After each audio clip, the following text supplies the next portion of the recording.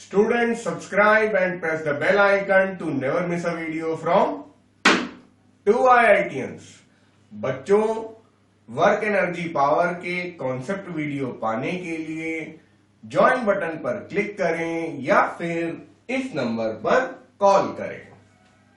तो बच्चों, work done होता क्या है? जब भी कोई हम लोग अपनी तरफ से मेहनत का काम करते हैं, एफर्ट लगाते हैं, वर्क को हिंदी में काम कहते ही हैं, तो हम लोग सोचते हैं कि हम लोग काम कर रहे हैं, वर्क डन हो रहा है। बट फिजिक्स में क्या होता है? Work is said to be done only when a body moves under the influence of a force. जैसे एक सिंपल डायग्राम बनाते हैं। मान लीजिए कि एक ब्लॉक है और उसे किसी फोर्स से हम लोग पुश कर रहे हैं। तो अगर ये ब्लॉक चल जाता है तो work is said to be done. अगर ये ब्लॉक नहीं चल पाता है, यानी कोई डिस्प्लेसमेंट नहीं होता है, then work is not said to be done. Then the work done is said to be zero. No displacement of the body मतलब क्या हुआ? Work done is zero. ठीक है, तो ये चीज आप पहले जूनियर क्लासेस से भी जानते ही होंगे। बहुत सिंपल बात है कि अगर हम लोग बॉडी को मूव नहीं करा पाए तो फिर कोई वर्क नहीं हो, भले ही हम कितना भी थक गए हों। No matter how much tired do we get. अब जैसे कुछ मैंने यहाँ पे चित्रकारी की है। अब ये आदमी है, ये कार को पुश करने की कोशिश कर रहा है। एक आदमी कार को अकेले पुश कर सकता है? बताइए।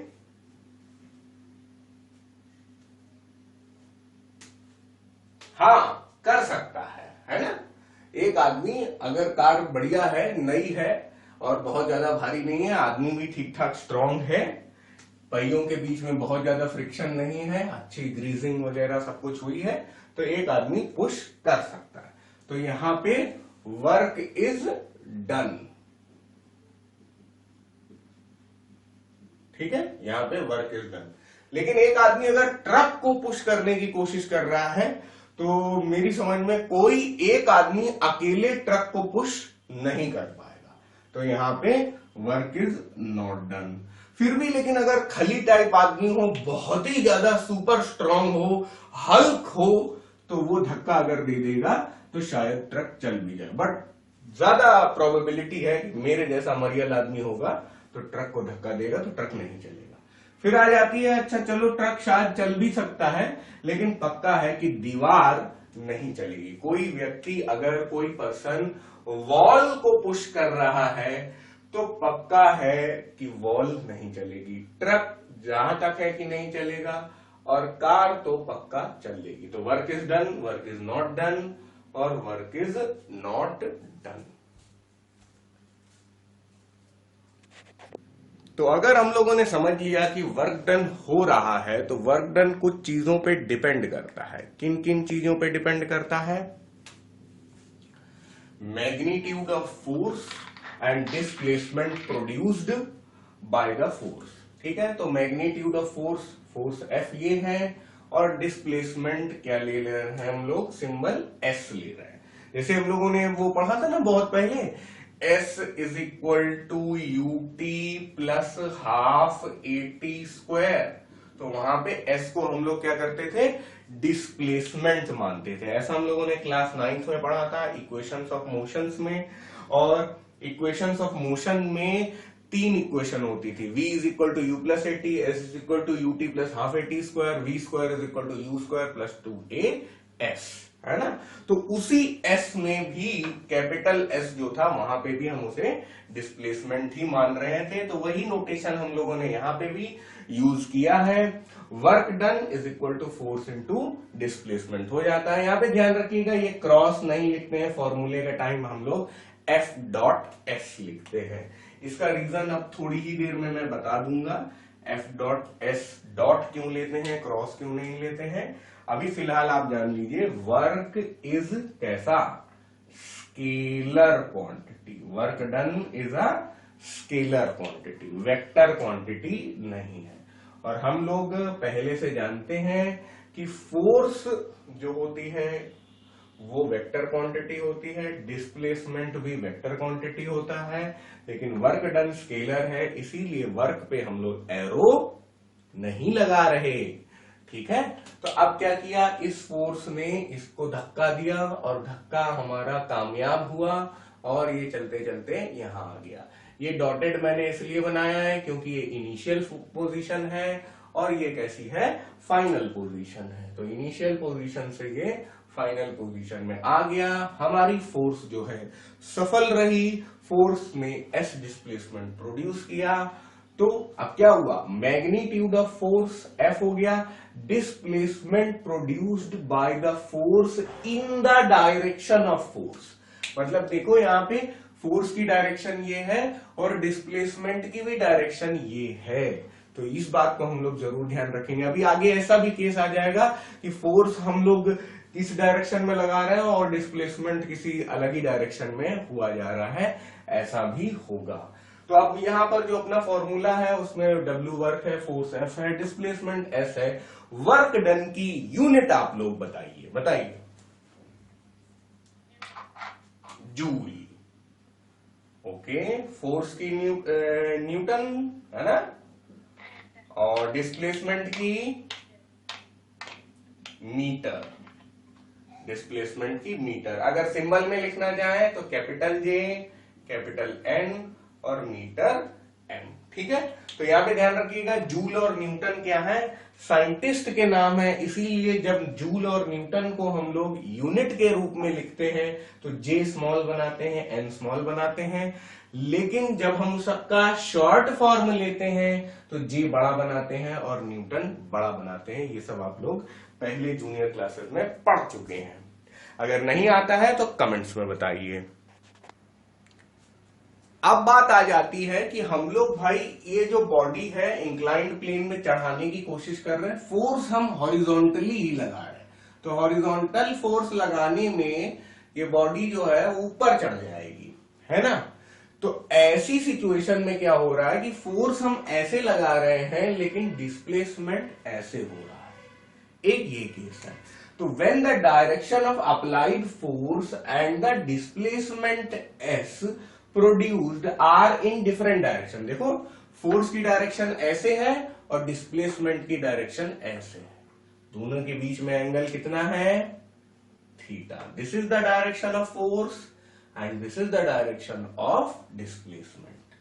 Then to calculate work we apply one of the two techniques, या तो ये कर लो या तो ये कर लो। ठीक है, ये दोनों टेक्निक्स में क्या कंडीशन है, और कंडीशन है। Find the component of the displacement in the direction of force. चलो पहला वाला करके देखते हैं। देखो ये अपना जो एक तरीके से इस ट्रायंगल का हाइपोटेन्यूज है। तो अब अगर हम लोग अपनी पुरानी डेफिनेशन में जाएं तो ये परपेंडिकुलर है, ये बेस है और ये क्या है, हाइपोटेन्यूज है ना। तो मैं पूरा पूरा लिख दे रहा हूं, परपेंडिकुलर, बेस और हाइपोटेन्यूज।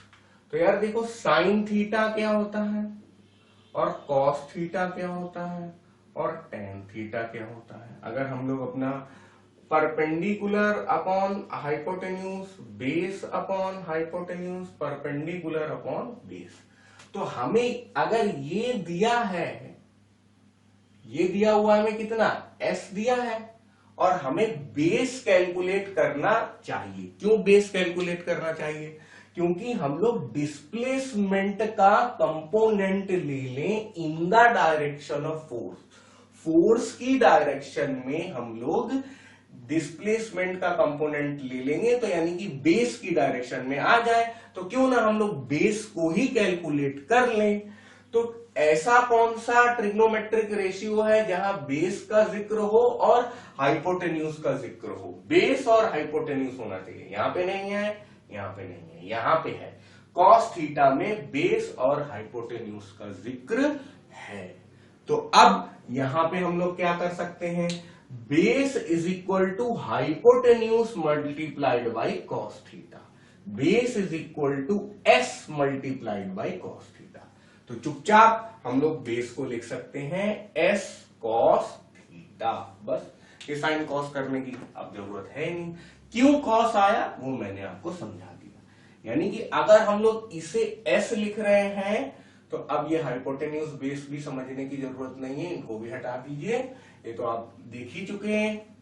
तो अगर ये s है तो ये हो जाएगा s cos थीटा।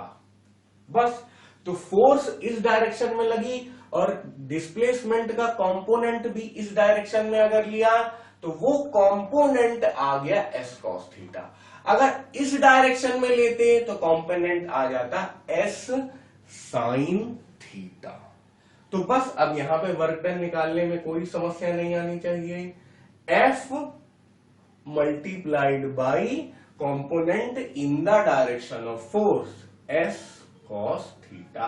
तो जो हम लोगों ने अपना जो स्पेसिफिक फॉर्मूला देखा था कि भाई यहां पे ऐसे फोर्स लग रही है और ऐसे डिस्प्लेसमेंट s हुआ जा रहा है, वहां पर फोर्स और s सेम डायरेक्शन में थे, यहां फोर्स और s डिफरेंट डायरेक्शन में है, तो यहां पे सिर्फ F इंटू s से वर्क डन आ गया था, यहां पे work done Fs cos theta आ गया। ठीक, तो फर्स्ट जो मेथड है हम लोगों ने अप्लाई करके देख लिया। अब आगे जब आप बहुत ज्यादा इस पे क्वेश्चंस करेंगे तो इतना ज्यादा हमें सोचने की जरूरत नहीं पड़ेगी। F is equal to Fs cos theta. अब देखो उल्टा भी हम कंफर्म कर सकते हैं, यहां पे F और S में एंगल कितना है, angle theta is equal to 0 degree. अरे भाई सेम डायरेक्शन में है तो एंगल दोनों के बीच में कुछ भी नहीं है, 0 डिग्री एंगल है। तो अब देखो ऐसे केस में अगर मान लीजिए हम लोग cos 0 डिग्री लिखें भी तो F S cos 0 डिग्री, तो F multiplied by S multiplied by cos 0 कितना होता है 1। तो work done is equal to Fs जो हम लोगों ने डायरेक्टली कर दिया था यहां पर, वो इस फॉर्मूले से रिकन्फर्म हो गया। सही है ना। तो फिर से कुछ वैसा ही केस है, हम लोग अब दूसरे वाले मेथड में जा रहे हैं। पिछली बार क्या किया था हम लोगों ने, डिस्प्लेसमेंट को ही फोर्स के डायरेक्शन में कर दिया था। अब हम लोग क्या करेंगे, फोर्स को डिस्प्लेसमेंट के डायरेक्शन में कर देंगे। Find the component of the force in the direction of displacement, ये करने वाले हैं हम लोग। तो अब इस केस में क्या होगा, देखो यार ये थीटा है तो ये एंगल भी थीटा हो जाएगा, इसको मैं ब्लैक से मार्क कर रहा हूं, वर्टिकली अपोजिट एंगल है, और बेस और हाइपोटेन्यूज में कॉस का लेना देना होता है। तो अगर हम लोग इसको देखें तो ये कितना होगा, F cos थीटा होगा। बस the component of force in the direction of displacement is F cos theta. Displacement कहां था, यही S था। तो अब हम लोग S में कोई चेंज नहीं कर रहे हैं, F में ही चेंज कर रहे हैं, मतलब डिस्प्लेसमेंट में कोई चेंज नहीं कर रहे हैं, फोर्स में ही चेंज कर ही दे रहे हैं। तो फिर से क्या हो जाएगा, work done is equal to F cos theta multiplied by S। तो फिर से वही बन जाएगा यार, Fs cos थीटा, कोई नई चीज नहीं है। पिछली बार भी फॉर्मूला हमारा Fs cos थीटा आया, इस बार भी हमारा फॉर्मूला Fs cos थीटा आया। और ऐसा होना भी चाहिए कि हम मेथडोलॉजी कोई भी यूज करें लेकिन फॉर्मूला हमारा सेम आना चाहिए। अब ये दोनों चीजें जो मैंने आपको बताई हैं ये आपकी बुक में है। अब मैं एक तीसरी चीज लेके आऊंगा जो आपकी बुक में नहीं है, और वो भी आप देखिएगा कि बहुत अच्छे से आप अप्लाई कर लेंगे। अब यहां पर देखिए ये आंटी क्या कर रही है, सूटकेस को ले जा रही हो, जैसे एयरपोर्ट में करते हैं लोग, है ना, ट्रॉली वाला बैग, रेलवे स्टेशन में भी करते हैं। तो इसी चीज को हम लोग मतलब मान लीजिए इसमें पहिए नहीं होते तब क्या होता है ना। तो इसमें खड़े होने की वजह से पर्सन जो है फोर्स इस डायरेक्शन में लगा रहा है, this is the direction of force, लेकिन ये जो है ये थीटा है ना। This is the direction of displacement and this is the direction of applied force. ठीक है, तो कोई दिक्कत नहीं है, बिल्कुल मतलब सेम चीज जो हम लोग सीख चुके हैं उसी चीज को आराम से अप्लाई कर सकते हैं हम लोग। थोड़ी देर में ये ब्लॉक चलते चलते यहां पहुंच जाएगा। तो क्या होगा, हम लोग क्या टेक्निक लगा सकते हैं भाई, हॉरिजॉन्टल कौन सी डायरेक्शन है, हॉरिजॉन्टल डायरेक्शन हमारी डिस्प्लेसमेंट की है, तो हम फोर्स का ही कंपोनेंट ले लें हॉरिजॉन्टल डायरेक्शन में, जैसा हम लोगों ने सीखा था।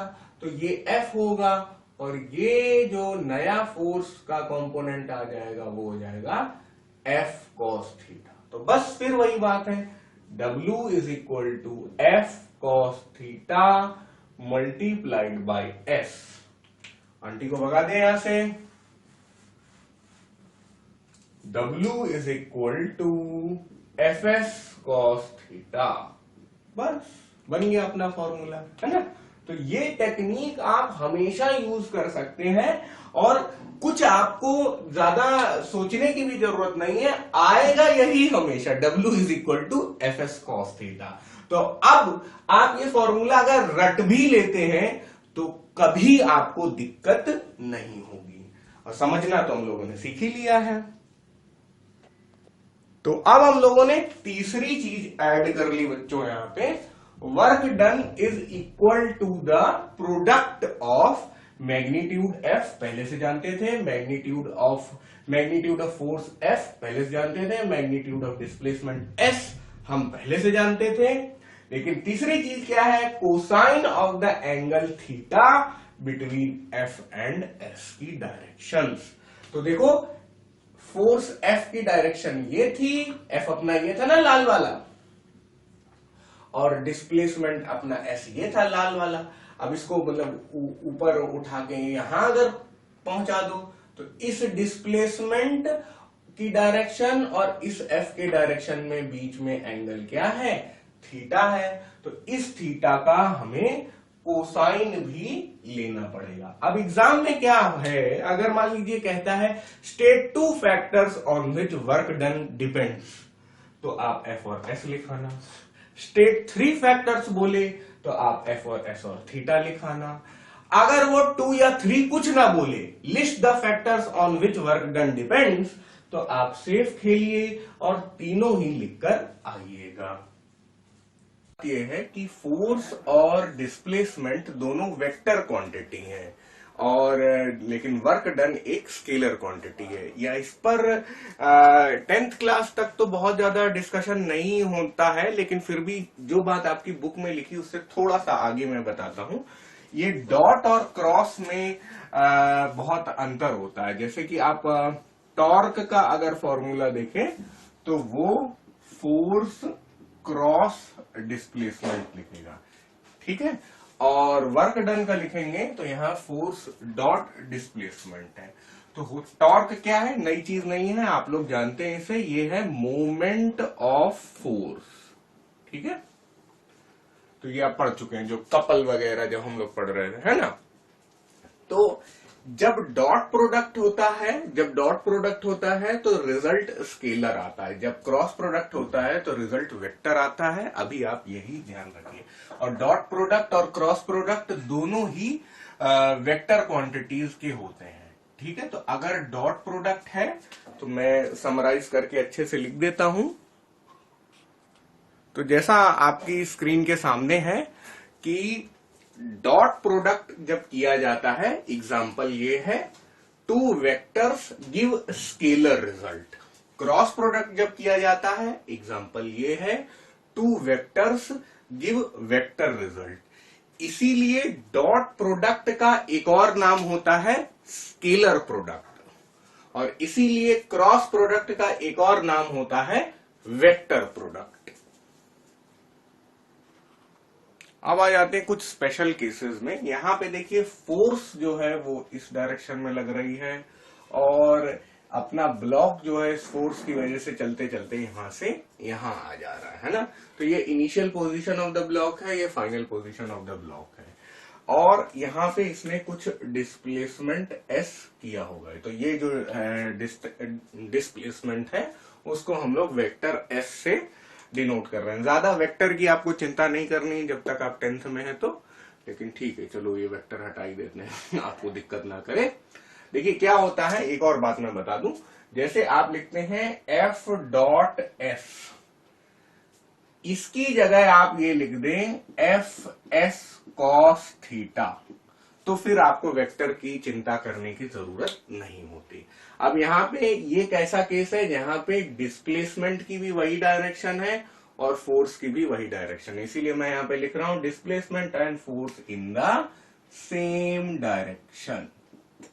ठीक है भाई, सेम डायरेक्शन है तो यानी कि इसके बीच में और इसके बीच में थीटा क्या होगा, 0 डिग्री होगा। याद रखिएगा कभी भी दो डायरेक्शंस अगर आपस में पैरेलल हैं तो वो सेम डायरेक्शन में है और सेम डायरेक्शन में theta is equal to 0 degree होता है। तो ऐसे केस में theta is equal to 0 degree अगर हो गया तो हम लोग यहाँ पे आ जाएंगे W is equal to f s cos 0 degree. Cos 0 degree कितना होता है, 1 होता है, तो एक तरीके से एफ एस ही रह जाएगा। आपका वर्क डन कितना हो जाएगा, एफ मल्टीप्लाइड बाई एस। तो ये फर्स्ट केस है, ये सबसे सिंपल है। यहां पे क्या होगा, वर्क डन जो है वो पॉजिटिव है, वर्क डन इज पॉजिटिव। कैसा है, वर्क डन यहां पर पॉजिटिव है, बहुत बढ़िया। तो इसे अच्छे से लिख लीजिए, ये सबसे सिंपल केस है, स्पेशल भी नहीं है, ये सबसे जनरल केस है कि जहां पे ज्यादातर जो मोशन रियल वर्ल्ड में होते हैं वो इसी तरह के होते हैं कि ये हम लोग जिस डायरेक्शन में अप्लाई कर रहे हैं उसी फोर्स अप्लाई कर रहे हैं उसी डायरेक्शन में ये खिसकता जा रहा है। जैसे बक्सा वगैरह, कोई हैवी बॉक्स है, फ्रिज है, उसको हम लोग खिसका रहे हैं बिना व्हील्स के, तो ऐसे ही रहता है। हालांकि वहां पे फ्रिक्शन आ जाता है, इस जगह हम लोग फ्रिक्शन को कंसिडर नहीं कर रहे हैं। नहीं तो ये जो वर्क डन है ये तभी खिसकेगा जब इसमें वर्क डन अगेंस्ट फ्रिक्शन भी शामिल होगा। तो अभी तो बिना फ्रिक्शन के चल रहे हैं हम लोग। यहाँ पे सारा अजम्पशन है कि द सरफेसेस आर स्मूथ। अब देखिए सेम डायरेक्शन में हम लोग दो केस लिए ले रहे हैं। एक केस क्या है कि भाई जो हम लोग पहले ही बना चुके थे, पुशिंग अ बॉक्स हॉरिजॉन्टली, और दूसरा केस है free fall of a body. अब आप अगर ध्यान से देखिए तो जो ये डायग्राम है इसी को हम लोगों ने 90 डिग्री रोटेट कर दिया है ना। मतलब ये ऐसे ही जा रहा था हॉरिजॉन्टली तो ये ऐसे जा रहा है वर्टिकली, है ना। फोर्स हमारा इस डायरेक्शन में लग रहा था हॉरिजॉन्टली तो फोर्स यहाँ वर्टिकली लग रहा है। उसी तरह डिस्प्लेसमेंट यहाँ हॉरिजॉन्टल है तो डिस्प्लेसमेंट यहाँ पर वर्टिकल। याद रखिएगा free fall of the body में ऐसा होगा, लेकिन अगर हम लोग स्टोन को उल्टा ऊपर फेंकेंगे तो फिर ये चीज चेंज हो जाएगी, है ना। तो अब हम लोग क्या करेंगे, ये जान लेंगे कि यहाँ पे भी फोर्स और डिस्प्लेसमेंट आपस में पैरेलल है। ये भी 0 डिग्री वाला केस है। यहाँ तो फोर्स और डिस्प्लेसमेंट पैरेलल थे ही, ये भी 0 डिग्री वाला केस था। यहाँ पे भी वर्क डन पॉजिटिव है और यहाँ पे भी वर्क डन पॉजिटिव है। ठीक है, अब बात आ जाती है, इसी चीज को लोग वेट भी बोल देते हैं। कई बार यहाँ पे आपको यहाँ W भी लिखा मिलेगा। तो अगर कोई चीज वर्टिकली नीचे जा रही है और उसमें acceleration produced is only due to gravity, सिर्फ ग्रेविटी का ही एक्सेलरेशन लग रहा है, यानी G इज इक्वल टू 9.8 या फिर 10 लग रहा है, तो उस फोर्स को हम लोग वेट बोल सकते हैं। फोर्स का फॉर्मूला देखिए होता है F is equal to ma और W का फॉर्मूला होता है mg।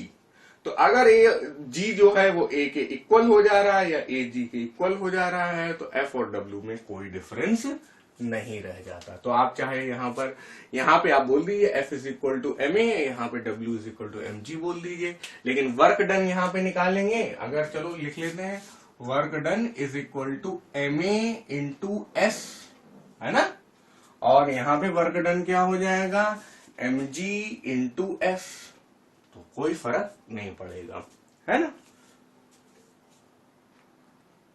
अगर कोई बॉडी सर्कुलर पाथ में चल रही है तो जब जब वो अपनी इनिशियल पोजीशन पे लौटकर आ जाएगी तो डिस्प्लेसमेंट जीरो होगा। तो इसीलिए बोला जाता है कि सर्कुलर पाथ में अगर कोई बॉडी चल रही है तो उसका वर्क डन क्या होता है, जीरो होता है। अगर डिस्प्लेसमेंट जीरो है तो वर्क डन भी जीरो होगा। याद रखिए W is equal to f s था ना, तो जब एस ही जीरो है तो W भी जीरो हो जाता है। इसीलिए आपसे अगर बोला जाए कि electron revolving around a nucleus तो वर्क डन जीरो है, अर्थ रिवॉल्विंग अराउंड द सन तो भी वर्क डन जीरो है।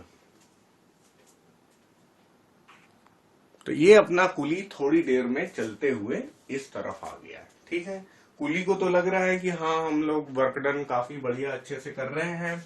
Displacement perpendicular to the direction of force कैसे हुआ जा रहा है इस बात को समझते हैं।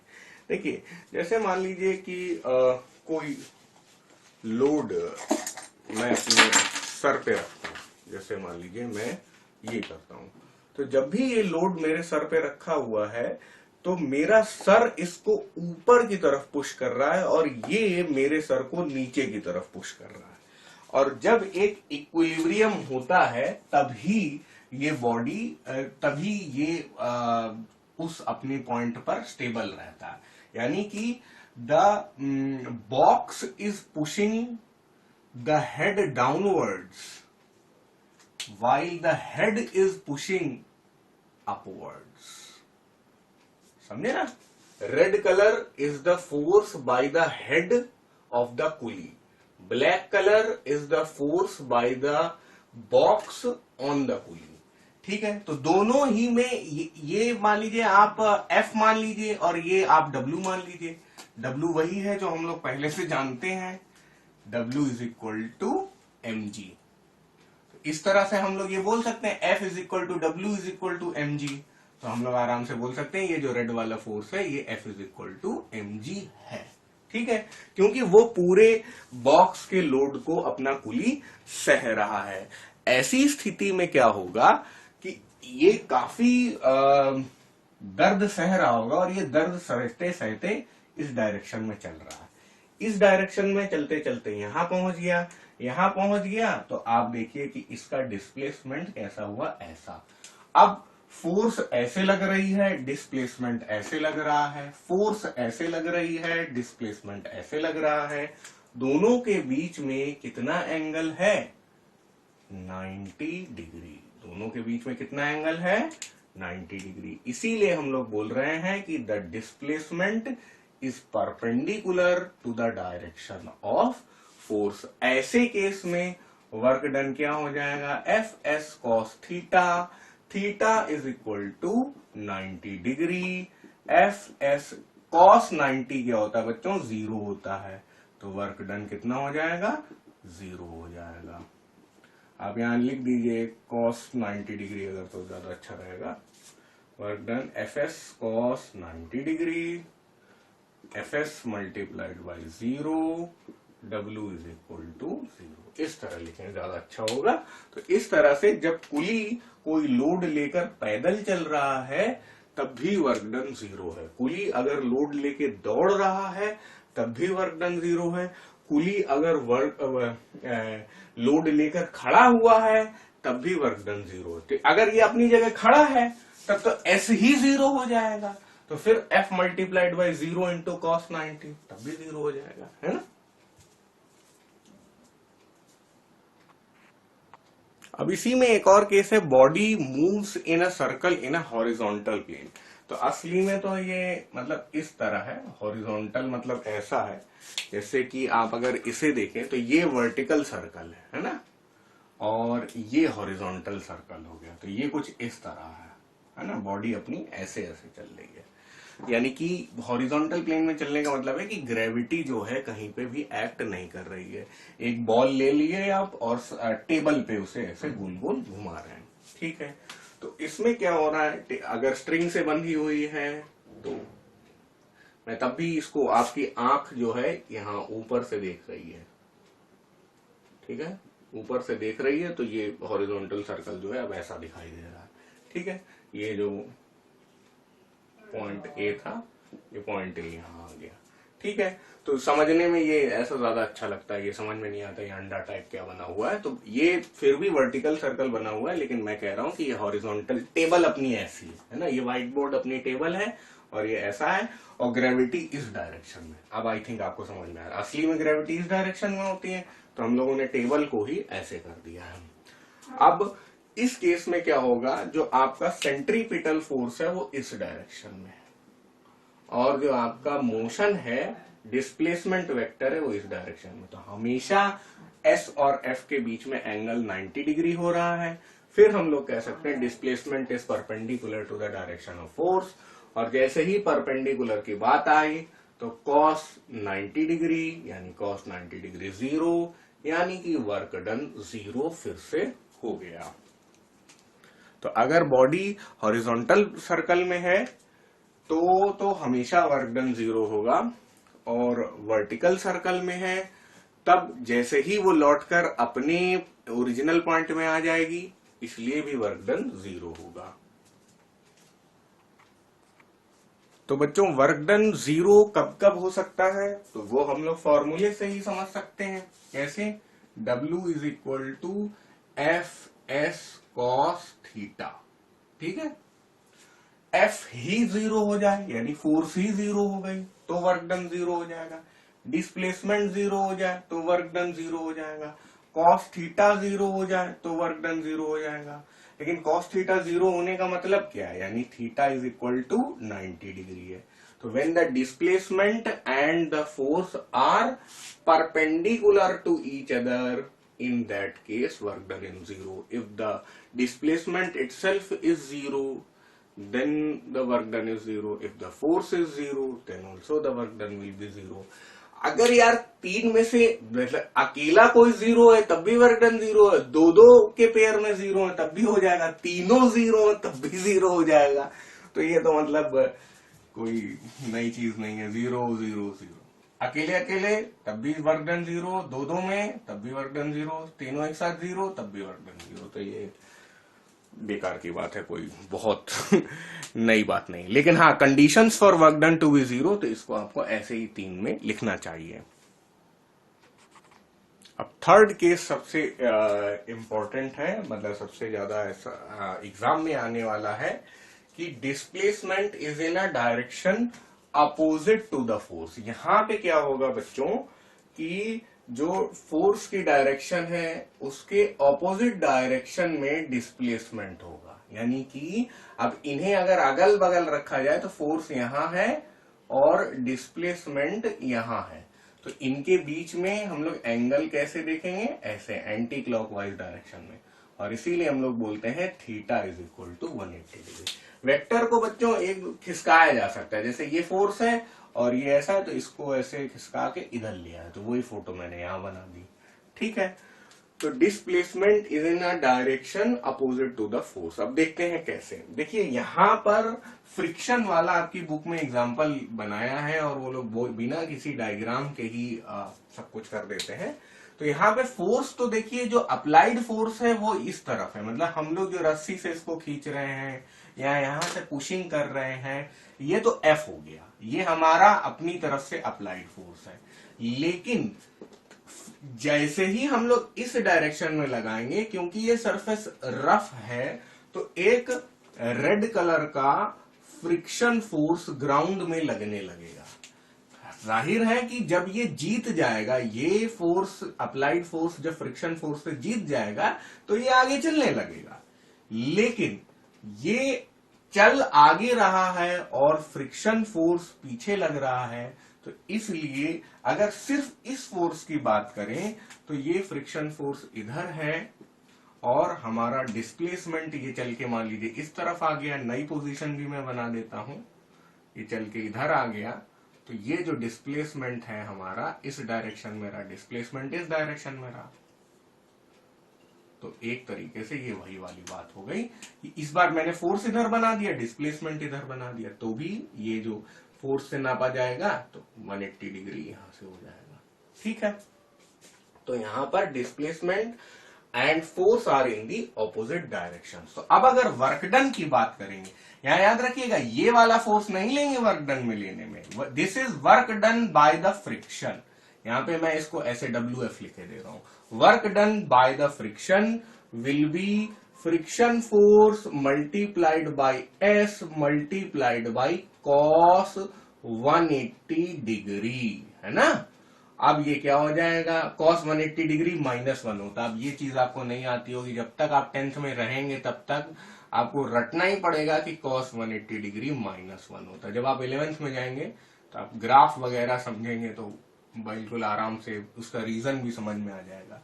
तो cos 180 डिग्री -1 हुआ तो Fs मल्टीप्लाइड बाई -1, तो ये कितना हो गया -Fs। ठीक है, work done by friction is equal to -Fs। यहाँ छोटा f क्या है, फ्रिक्शन फोर्स। तो अच्छे से कॉपी कर लीजिए इस चीज को। अब इस वाले केस में आते हैं, यहां पे देखिए बॉल जो है फ्री फॉल नहीं कर रही है।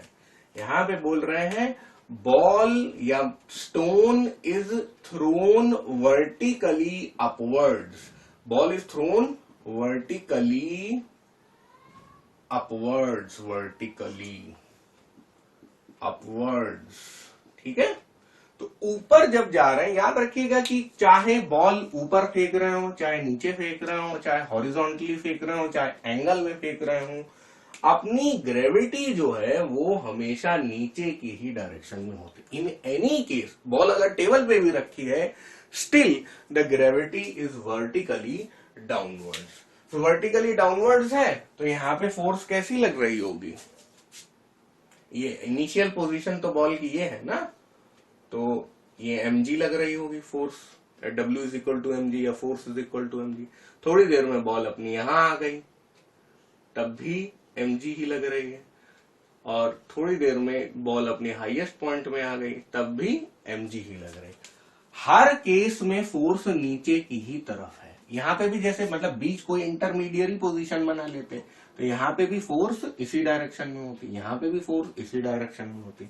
इसीलिए बॉल अपनी की पूरी जर्नी में, अपवर्ड डायरेक्शन की जर्नी में mg नीचे की तरफ फेस कर रही। इनफैक्ट बॉल अगर नीचे भी गिर जाती तब भी mg नीचे की तरफ होती। लेकिन जब हमने बॉल ऊपर की तरफ फेंकी है उस समय तो हमारा जो डिस्प्लेसमेंट है वो ये वाला S होगा इस डायरेक्शन में। जब बॉल नीचे गिर रही है तब हमारा डिस्प्लेसमेंट ये वाला होगा। तो अपवर्ड जर्नी में S and mg are in opposite direction, downward journey में S and mg are in the same direction. इसलिए यहां पे इस जर्नी में theta is equal to 180 degree ले लिया जाता है, इस जर्नी में theta is equal to 0 degree ले लिया जाता है। यहां पे वर्क डन नेगेटिव आ जाता है, उसी की तरह यहां पे वर्क डन पॉजिटिव आ जाता है, जैसे हम लोग वर्टिकली डाउनवर्ड्स वाला सीख ही चुके हैं। अगर आप मैथमेटिकली लिखना चाहते हैं तो थोड़ा बहुत लिख देता हूं मैं यहां पर, है ना। ये मैं केवल अपवर्ड जर्नी के लिए लिख रहा हूं, mg s cos 180 degree. mg को आप चाहें तो w भी लिख सकते हैं, चाहे f भी लिख सकते हैं, तो ये हो जाएगा -mgs, क्योंकि cos 180 डिग्री कितना होता है -1। बस अच्छे से सब कुछ यहां पे भी नोट कर लीजिए। अब आ जाते हैं हम लोग work done bye a variable force. यहां पे मैंने कुछ वैल्यूज लिख दी हैं ताकि आपको ज्यादा समझ में आए। जैसे जैसे डिस्प्लेसमेंट बढ़ता जा रहा है वैसे वैसे फोर्स भी बढ़ता जा रहा है। जैसे कि मान लीजिए कि आप अगर डायग्रामेटिकली देखिए तो जब भाई ये ओरिजिनल पोजीशन में था तो कोई फोर्स ही नहीं लग रही थी, फिर उसके बाद ये थोड़ा सा आगे बढ़ा, है ना, तो डिस्प्लेसमेंट तो हम लोग इस सेंटर से देखेंगे ना, थोड़ा सा आगे बढ़ा तो फोर्स भी जनरेट हो गई, और आगे बढ़ा तो फोर्स और हो गई, और आगे बढ़ा तो फोर्स और बढ़ गई। तो इसी तरह आप देख रहे हैं डिस्प्लेसमेंट बढ़ता जा रहा है तो फोर्स भी बढ़ती जा रही। तो यहाँ पे कांस्टेंट फोर्स नहीं है, यहाँ पे वेरिएबल फोर्स है। तो इनिशियली 0,0 यहाँ पे है, फोर्स y डायरेक्शन में, डिस्प्लेसमेंट x डायरेक्शन में। ये x डायरेक्शन का डिस्प्लेसमेंट और ये फोर्स वाई डायरेक्शन का। तो बढ़ते बढ़ते बढ़ते ये अब फाइनल पोजीशन इसकी यहाँ पे आ गई। अब इसके बाद आगे जा रहा है या नहीं जा रहा, हम नहीं उसमें इंटरेस्टेड हैं। हम ये देखना चाहते हैं कि इस जर्नी में, यानी कि जब इतना डिस्प्लेसमेंट हुआ और जब इतनी फोर्स बढ़ी, फोर्स अगर फोर्स की वैल्यू, फाइनल वैल्यू यहाँ पे देखना चाहें, वैसे 5,10 मैंने लिख ही दिया है तो वहां पे कोई दिक्कत नहीं है, मुझे मार्क करने की जरूरत नहीं है। पर चलिए फिर भी मैं फोर्स यहाँ पे लिख दे रहा हूँ 10 न्यूटन और यहाँ पे डिस्प्लेसमेंट मैं लिख दे रहा हूँ 5 मीटर। ठीक है, तो ऐसे केस में आपसे अगर पूछा जाए कि वर्क डन क्या होगा, तो ये करना बहुत मुश्किल होगा, क्योंकि W is equal to f dot s जब हम लोग कर रहे हैं, यहाँ पे ये मान के चल रहे हैं सेम डायरेक्शन है, पॉजिटिव वर्क डन है, इसीलिए देखिए फर्स्ट क्वाड्रेंट में है, तो डिस्प्लेसमेंट भी पॉजिटिव है, फोर्स भी पॉजिटिव है, सेम डायरेक्शन में। यहाँ ये मत आप समझ लीजिएगा कि ये दोनों आपस में 90 डिग्री है तो वर्क डन 0, ये भाई प्लॉट किया गया है ना। आप इधर देखिए ना, इधर डिस्प्लेसमेंट जो है वो इस डायरेक्शन में है और फोर्स भी इसी डायरेक्शन में है, तो सेम डायरेक्शन नहीं हुआ, तो 0 डिग्री वाला केस है। तो ये मत समझ लीजिएगा यहाँ फोर्स और एस जो है आपस में परपेंडिकुलर है। ये कंफ्यूजन पिछले साल बच्चों को आया था, तो इसीलिए अब मैंने इसे अपने लेक्चर में ही शामिल कर लिया है। तो अब इस केस में वर्क डन अगर आपको निकालना है तो प्रॉब्लम क्या आएगी, इधर इस केस में ये वाले मोमेंट में 0 हो जाएगा, वर्क डन 0 हो जाएगा। ये वाले में क्या होगा, 1 into 2 हो जाएगा, या यहाँ पे 2 into 4 8 हो जाएगा। तो हम लोग सही से वर्क डन निकाल नहीं पाएंगे। फिर कोई पूछेगा यार इन दोनों के बीच में भी तो पॉइंट है भाई, 0,0 ये है और 1,2 ये है, तो इधर पे अलग वर्क डन है, इधर पे अलग वर्क डन है, इधर पे अलग वर्क डन है, इधर पे अलग वर्क डन है। तो इस प्रॉब्लम से बचने के लिए हम लोग क्या करते हैं, इसका एरिया ही ले लेते हैं। ठीक है, एरिया जब ले लेंगे तो यहां पे क्या हो जाए, अगर इस फिगर में आपको वर्क डन निकालना है तो W is equal to half base into height. Base कितना है, 5 है, और हाइट कितनी है, 10 है। तो आप 2 to 5 यहाँ पे 25 क्या हो जाएगा, न्यूटन मीटर। न्यूटन मीटर, लेकिन न्यूटन मीटर को हम लोग क्या लिख सकते हैं, जूल लिख सकते हैं। तो इस तरह से वेरिएबल जब फोर्स होएगी तो हम लोग एरिया अंडर द कर्व ले लेंगे। इनफैक्ट ये तो स्ट्रेट लाइन टाइप का है। अगर आपका कभी ऐसा ग्राफ बन जाता है, देखो कभी ऐसा ग्राफ बन जाता, मान लीजिए ऐसा टेढ़ा मेढ़ा टाइप का, तब भी हम लोग इसका, टेढ़ा मेढ़ा क्या मतलब कर्व में बन जाता, तब भी हम लोग ये वाला एरिया ले लेंगे। जैसे मान लीजिए ये क्वार्टर सर्कल टाइप का बन जा रहा है तो इसका एरिया ले लेंगे। अगर मान लीजिए ये ऐसा हो जाता है, थोड़ा सा इस टाइप का हो जाता है, तो भी हमें कोई दिक्कत नहीं होगी। कैसा भी हो, हम लोग हमेशा एरिया अंडर द कर्व ले लेंगे। लेकिन अभी आप जब तक 10th में हैं तो जहां तक तो work done by variable force आएगा ही नहीं। अगर आएगा भी तो इस तरह का केस आएगा। आपको हमेशा ये 10 और 5 मीटर वाली जो वैल्यू थोड़ी चेंज कर देंगे, कुछ और कर देंगे, आपको हाफ बेस इंटू हाइट लगा के आ जाना है, because the area of a triangle is half base into height, इसलिए ऐसा कर रहे हैं।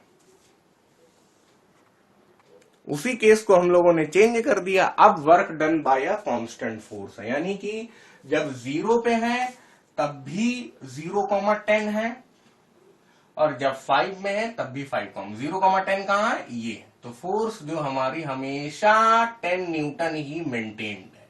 डिस्टेंस 0 है तब भी 10 न्यूटन, 2 है तब भी 10 न्यूटन, 5 है तब भी 10 न्यूटन। तब हम लोग, तब भी एरिया अंडर द कर्व वाली बात सही होगी। मैंने कहा था कि कैसा भी ग्राफ हो, एरिया वाली बात कभी झूठी नहीं होगी। तो हम लोग ये ऐसा ले लेंगे। इस बार जो अपना कर्व क्या है, एक हॉरिजॉन्टल लाइन है, तो ये पूरा एरिया, एक बक्सा क्या हो गया, एक रेक्टेंगल हो गया।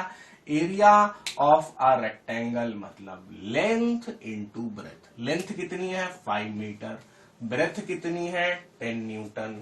तो वर्क डन क्या हो जाएगा, W is equal to f s, तो 5 इंटू 10। फिर भी यहाँ पे भी वही सिचुएशन है। मैं कह रहा हूं कि आप फोर्स और डिस्प्लेसमेंट को आपस में पैरेलल ही माने, परपेंडिकुलर ना माने, है ना। ये ना सोचें कि ये 90 डिग्री है तो परपेंडिकुलर। यहाँ क्या हो रहा है, हमेशा 10 न्यूटन की फोर्स लगी जा रही है और ये अपनी इनिशियल डेस्टिनेशन से फाइनल डेस्टिनेशन पहुंचा जा रहा है। इनिशियल और फाइनल डेस्टिनेशन के बीच में डिस्टेंस कितनी है? 5 मीटर, है ना। इनिशियल पोजीशन और फाइनल पोजीशन बोलना चाहिए। तो फोर्स जो है 10 न्यूटन है, इधर इस उल्टा लिखना चाहिए, और डिस्प्लेसमेंट कितना है? 5 है। तो 10 इंटू 5 50 जूल हो जाएगा यहाँ पे। वहां पे कितना आया था? 25 जूल। वहां वेरिएबल फोर्स थी, यहाँ पे कांस्टेंट फोर्स है। एग्जाम में ये जो वैल्यूज हैं ये कुछ भी बदल सकती हैं, लेकिन फंडा यही रहेगा, आप आराम से सॉल्व कर लेंगे। ठीक है, तो वेरिएबल फोर्स और कांस्टेंट फोर्स में डिफरेंस समझ में आ गया। अभी तक हम लोग जितना पढ़ रहे थे वहां पे हमारी फोर्स कांस्टेंट फोर्स थी, तो हम लोग यही चीज कर रहे थे अभी तक, लेकिन अब हम लोग ने ग्राफिकली सीख लिया। Work done by the force of gravity. तो सबसे पहले यहां पे एक बात बोल रही है आपकी book, work done by the force of gravity same whatever route it comes down, चाहे वो डायरेक्टली हो, चाहे इंक्लाइंड प्लेन हो या स्टेयर्स हो। मतलब यहां से यहां चाहे हमारी बॉल डायरेक्टली आ जाए, बॉल बोल लो या स्टोन बोल लो, ये डायरेक्टली आ जाए तब भी वर्क डन वैसा ही होगा, ये ऐसे गिर जाए तब भी वर्क डन ऐसे ही होगा, ये ऐसे ऐसे ऐसे स्टेयर्स से होते हुए आए तब भी वैसे ही, इस तरह का कर्व तब भी वही वर्क डन, और इस तरह का कर्व तब भी वर्क डन वही रहेगा। अब वर्क डन किस बात पे डिपेंड करेगा? फोर्स पे। फोर्स क्या है? ग्रेविटेशनल फोर्स है ना। तो F इज इक्वल टू क्या हो जाएगा? F is equal to ma होता है। तो एक्सेलरेशन क्या है? Acceleration due to gravity mg, है ना। मतलब एक्सेलरेशन ड्यू टू ग्रेविटी क्या है? g, तो फोर्स हो जाएगा mg, है ना। अब ये इसकी डायरेक्शन ऑफ फॉलिंग है, आप चाहें तो मतलब g को इस तरह मार्क भी कर सकते हैं, इसका मास m है। अब ये डिस्टेंस इतने, इसने कितनी ट्रेवल की, डिस्टेंस ना बोल के बल्कि हमें डिस्प्लेसमेंट बोलना चाहिए, क्योंकि इधर तो डिस्टेंस और डिस्प्लेसमेंट एक ही है, लेकिन यहां पे देखिए डिस्टेंस इसने ये ट्रेवल की लेकिन डिस्प्लेसमेंट ये हुआ। यहां पे इसने डिस्टेंस ये जिगजैग वाला किया लेकिन डिस्प्लेसमेंट ये हुआ। यहां पे जो डिस्टेंस है ये कर्व हुआ लेकिन डिस्टेंस ये ही h रहा। तो आपको समझ में आ रहा है कि यहां पर जो डिस्प्लेसमेंट है कॉमन है, सबके लिए h ही है। चलिए यहां पे भी h बना देता हूं मैं। तो डिस्प्लेसमेंट s जो हम लोग ले रहे हैं वो h है। तो वर्क डन क्या होता है? F डॉट s, तो mg डॉट h। तो डॉट हटा दीजिए यहाँ पे, क्योंकि mg और h दोनों ही सेम डायरेक्शन में हैं, दोनों ही सेम डायरेक्शन में है। तो cos थीटा में हम लोग पिछले लेक्चर में कर चुके हैं, cos 0 degree is equal to 1 होने वाला है यहाँ पे। तो mgh मल्टीप्लाइड बाय 1 की जगह मैंने सीधे mgh लिख दिया। तो इस तरह से work done by the force of gravity mgh होगा अगर बॉडी वर्टिकली नीचे गिर रही है, अगर फ्री फॉल हो रहा है। यहां पर अगर बॉल ऊपर जा रही है तब वर्क डन क्या हो जाएगा? Minus mgh। तो ये आराम से आप लिख सकते हैं। आपकी बुक में ये डायग्राम्स नहीं बने हैं बट ये समझने के लिए काफी अच्छे हैं। एसआई यूनिट ऑफ वर्क होती है जूल, है ना, और सीजीएस यूनिट ऑफ वर्क होती है अर्ग। तो जूल तो सबको याद थी, लेकिन अर्ग थोड़ा याद करने वाली चीज है, याद कर लीजिए।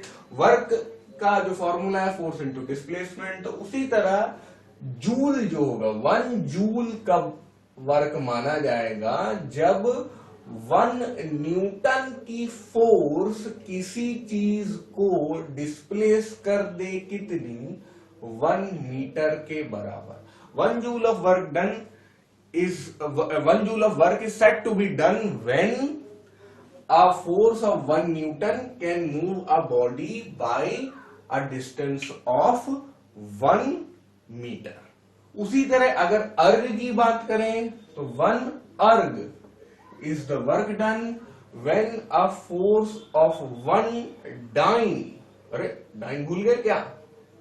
can move a body by 1 centimetre. Force वाले लेक्चर से हमें याद है कि 1 न्यूटन, देखिए न्यूटन को मैं अगर वैसे एब्रीविएट करता तो चलिए मैं ऐसे भी लिख देता, 1 joule is equal to 1 newton metre. और यहाँ अर्ग को तो मैं वैसे ही लिखना पसंद करूंगा बड़े वर्ड्स के हिसाब से। तो ठीक है ये हो गया। और उसी तरह one erg can work is said to be done when one dyne can move a body, force of one dyne can move a body by 1 centimetre. हाँ, मैं क्या कहने वाला था कि 1 जूल जो है 1 न्यूटन, बल्कि जूल से हम लोग अगर अर्ग में देखना चाहें कि 1 जूल में कितने अर्ग होते हैं तो वो 1 न्यूटन वाली बात पहले हमें पता होनी चाहिए। 1 newton is equal to 10 to the power 5 क्या, डाइन। ठीक है, ये हम लोग को अपने फोर्स वाले लेक्चर से मालूम है। तो अब अगर हम लोग इसको अर्ग में कन्वर्ट करना चाहें, जूल को अर्ग में कन्वर्ट करना चाहें, तब क्या होगा। ये एक्चुअली कन्वर्जन काफी एग्जाम में आता भी है यार, ये डेरिवेशन टाइप का ही है। तो 1 न्यूटन मल्टीप्लाइड बाय 1 मीटर, ऐसे कर सकते हैं आप। जैसे ही 1 न्यूटन लिखा आपने, उसको 10 टू द पावर 5 डाइन कर दीजिए आप, और 1 मीटर को आप 10 टू द पावर 2 सेंटीमीटर कर दीजिए। ये कितना हो गया, 10 to the power 7 dyne multiplied by centimetre. 1 dyne into centimetre कितना होता है, 1 अर्ग होता है, 10 टू द पावर 7 अर्ग। तो ये डेरिवेशन काफी इंपॉर्टेंट है, आ सकता है किसी भी एग्जाम में, आपके बोर्ड एग्जाम में भी आ सकता है। तो अच्छे से इसको लिख लीजिए। आ गया समझ में। तो बिगर यूनिट्स ऑफ वर्क क्या है, सबसे पहले तो हम लोग जूल को ही समझ लेते हैं। 1 जूल है, 1 जूल से 1000 गुना हो गया तो 10 टू द पावर 3 जूल हो गया, तो इसको हम लोग बोल देते हैं 1 किलो जूल। और 1000 गुना ऊपर चढ़ गए यानी 10 टू द पावर 6 हो गया, तो ये हो गया 1 मेगा जूल। याद रखिएगा इसमें m बड़ा लिखेंगे। और ये हो गया 1 गीगा जूल। उसी तरह आपकी बुक में नहीं लिखा है, एक और बड़ा यूनिट हो सकता है 1 टेरा जूल। टेरा जूल कितना होगा, 10 टू द पावर 5 जूल। ये सेम मेथडोलॉजी है जैसे कि आप कोई कंप्यूटर में फाइल डाउनलोड करते हैं, छोटी सी अगर इमेज वगैरह होगी तो वो किलोबाइट में होगी, अच्छे कैमरा से ली गई फोटो होगी तो वो मेगाबाइट में होगी, और एक पूरी मूवी होगी तो वो गीगाबाइट में होगी। 1 GB 1.5 GB movie 1.5 GB size की मूवी होती है। और पूरी हार्ड डिस्क, पूरा कंप्यूटर जो होता है वो 1 टेराबाइट का होता है। तो वही टेरा, गीगा, मेगा, किलो जो सब्सक्रिप्ट हैं या क्या बोलना चाहिए, प्रीफिक्स बोलना चाहिए क्योंकि वो पहले आते हैं। तो इस तरह के जो प्रीफिक्स हैं वो सारी यूनिट्स में चलते हैं, ना सिर्फ कंप्यूटर की वो स्टोरेज यूनिट्स में, बल्कि आप देखिए जैसे किलोमीटर भी होता है उसी तरह मेगामीटर, गीगामीटर और टेरामीटर भी होता है। किलो सेकंड भी कर सकते हैं, मेगा सेकंड, गीगा सेकंड और टेरा सेकंड। फिर हम लोग टाइम में चलेगा, है ना। तो लेंथ में भी, स्पेस में भी, टाइम में भी, कहीं पे भी हम लोग किलो, मेगा, गीगा और टेरा वाले जो आपके प्रीफिक्स हैं उन्हें हम लोग यूज कर सकते हैं।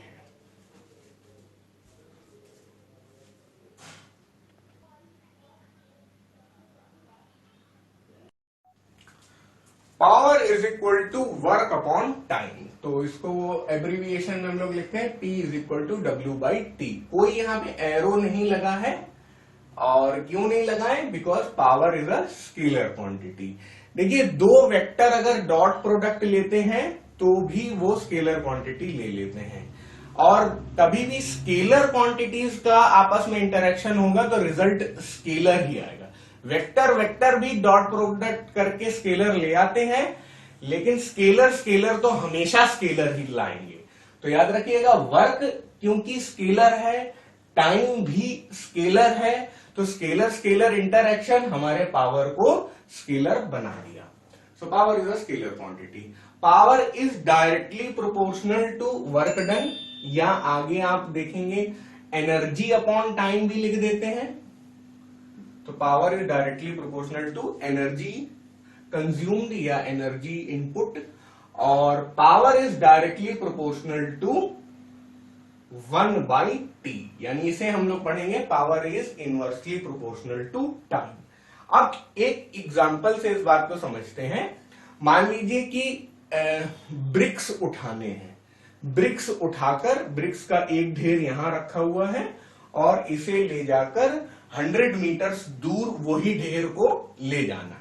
तो भाई हमारे ब्रिक्स ट्रांसपोर्ट हो रहे हैं, डिस्प्लेसमेंट हो रहा है, सारा जो ब्रिक्स का ढिम्मा है वो उठकर इधर आया जा रहा है, 100 मीटर्स ट्रेवल कर रहा है, तो डिस्प्लेसमेंट तो हो रहा है और वर्क डन हो रहा है, मतलब उनका क्योंकि मास भी होगा कुछ, है ना।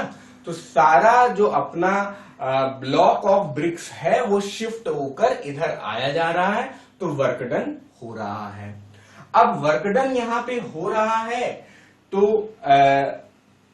एक मजदूर इसे करने में ले रहा है 1 घंटा और दूसरा मजदूर इसमें ले रहा है 2 घंटे। तो बताइए, या मैं 1 आवर बोलूं या 2 आवर बोलूं। 100 meters bricks block is shifted. One laborer takes 1 hour and another laborer takes 2 hours. तो आप बताइए किसने ज्यादा वर्क डन किया?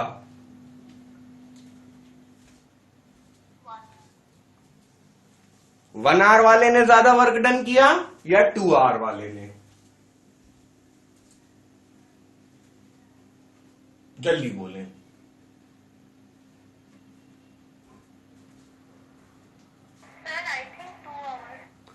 2 आवर वाले ने ज्यादा वर्क डन किया।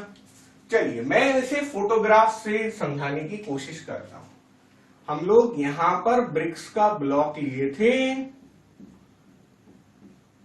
इस ब्लॉक को उठाकर हम लोगों ने यहां ट्रांसपोर्ट कर दिया, ठीक है, बड़ा हो गया थोड़ा। यहां ट्रांसपोर्ट करने में डिस्टेंस हमने ट्रेवल की कितनी? 100 मीटर्स। लेबरर ए ने 1 आवर लिया, लेबरर बी ने 2 आवर्स लिया। आपको बता दें बच्चों, टाइम पे वर्क डन डिपेंड नहीं करता है। वापस आते हैं, अपनी डेफिनेशन को समझते हैं। Work done is equal to force dot displacement. तो मास इनटू एक्सेलरेशन इन सब पे डिपेंड करता है, लेकिन टाइम पे डिपेंड नहीं करता। यहां कहीं पे भी टाइम शामिल नहीं है, तो इसलिए दोनों ही वर्कर यहां पे इक्वल वर्क डन करेंगे, ठीक है। तो आप लोग कंफ्यूज हो गए, आप टाइम में चले गए।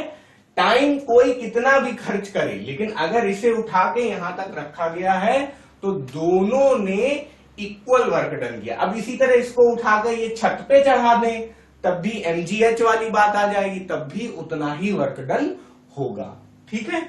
लेकिन अब इसने कम टाइम लगाया, इसने ज्यादा टाइम लगाया। अगर आपको एम्प्लॉय करना है लेबरर्स को, तो आप किसको ज्यादा प्रेफरेंस देंगे? बोलेंगे यार ये कम टाइम लगाता है, ये अच्छा लेबरर है, जल्दी काम कर देगा, हम इसको पैसे देंगे, तुम भाई घर जाओ। तो इसका मतलब ये वाला लेबरर ज्यादा पावर इनपुट कर रहा है। तो याद रखिएगा, ए और बी का वर्क जो है, वर्क डन जो है वो इक्वल होगा, लेकिन पावर इनपुट जो है इसकी हायर होगी और इसकी लोअर होगी। इसकी पावर इनपुट 2 टाइम्स होगी इसके कंपैरिजन में। क्योंकि देखिए वर्क डन, मान लीजिए दोनों ये जो भी मास वास करके हम लोग देखते हैं कि वर्क डन 100 जूल है, तो इसने भी 100 जूल किया, इसने भी 100 जूल किया, लेकिन इसकी पावर क्या कैसे कैलकुलेट होगी? 100 डिवाइडेड बाई 3600 सेकेंड, क्योंकि यार हम लोग टाइम को सेकेंड में कन्वर्ट करेंगे। और इसकी कितनी होगी power generated? 100 divided by 7200 second. तो इसकी पावर इसके मुकाबले हाफ हो जाएगी। B is giving half the power of A, या A is giving twice the power of B. Therefore, power depends on time, but work done does not depend on time. What is the SI unit of power? चलिए देखते हैं। अब work done की unit क्या होती है? Joule. और इसकी यूनिट क्या होती है? टाइम की यूनिट क्या होती है? सेकेंड।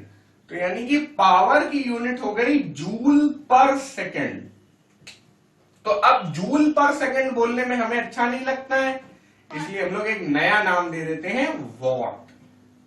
याद रखिएगा, अगर आपको स्मॉल लेटर में जूल लिखना है तो आप ऐसे लिखेंगे, और कैपिटल लेटर में जूल लिखना है तो केवल जी लिखेंगे।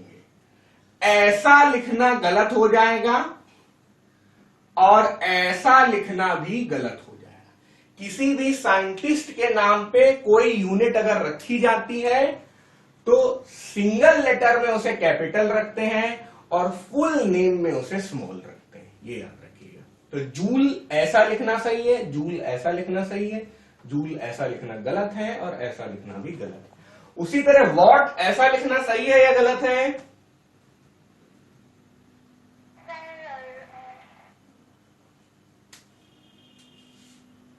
बोलिए। इट इज राइट, हाँ सही है ना।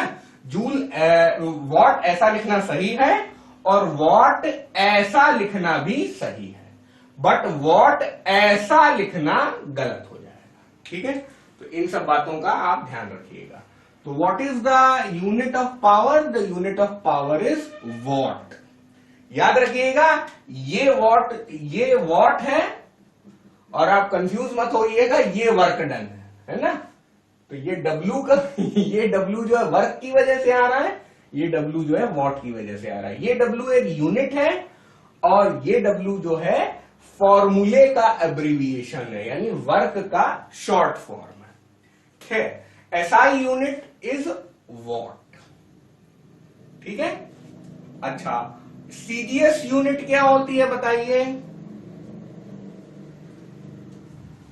देखिए जूल पे जाइए, जूल किसकी यूनिट होती है? वर्क की। वर्क की CGS यूनिट क्या होती है भार्गवी, आप बताएं। फिर गलत बताया आपने, डाइन होती है फोर्स की CGS यूनिट। आप बताइए ऐसी की।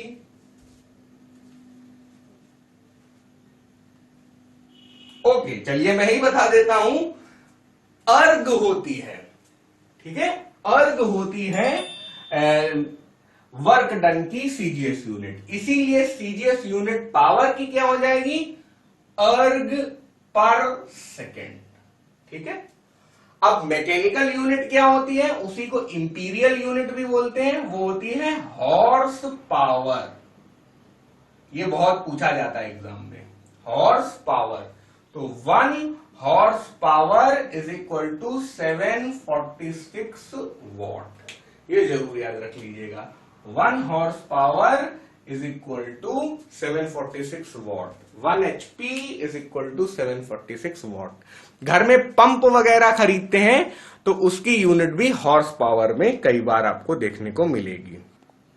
Relation of power with velocity. ठीक है, तो देखिए पावर जो होता है वो वर्क अपॉन टाइम होता है। P is equal to W upon t, थोड़ी देर पहले पढ़ा। W की जगह हम लोग फोर्स डॉट डिस्प्लेसमेंट कर सकते हैं। ठीक है, हम लोग क्या करें, फोर्स से अलग कर लें, S अपॉन टी, यानी डिस्प्लेसमेंट अपॉन टाइम। बताइए डिस्प्लेसमेंट अपॉन टाइम क्या होता है? वेलोसिटी। तो बस वेलोसिटी यहां पे कर दीजिए आप। तो power is equal to force multiplied by velocity भी आप कह सकते हैं। ये भी आप डायरेक्टली इस्तेमाल कर सकते हैं जब आप न्यूमेरिकल सॉल्विंग करें। ये थोड़ा लेसर नोन फॉर्मूला है, सभी बच्चों को ये नहीं आता है। अच्छे से नोट डाउन करिए।